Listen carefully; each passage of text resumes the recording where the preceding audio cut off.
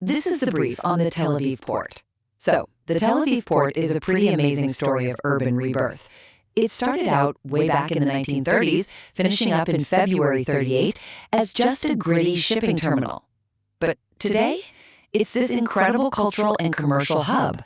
Let's talk about the three key moves that really made this transformation happen. Okay, so first up, things really kicked off in the 1990s. That's when the first serious attempt at fixing the place up began. And it wasn't just, a new coat of paint. It was smart. They connected the Tel Aviv Promenade right into the port and threw in some entertainment spots to get people to actually come down.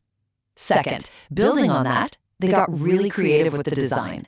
To get rid of that old industrial vibe, they brought in these awesome wooden boardwalks. They also added lots of places to sit and plenty of shade, which, totally reinvented the whole waterfront and made it a place you'd actually want to hang out. And finally, you can really see the payoff today. The port is now a massive commercial hub with over 60 businesses. We're talking everything from food and fashion to health. Plus, you've got event halls, nightclubs, and a huge draw is the open farmers market right there on, you guessed it, Tel Aviv Port Street. It was even home to the local radio station for a while. So yeah, the Tel Aviv Port didn't just move on from its industrial past, it completely redefined it, becoming this incredible, must-see modern landmark.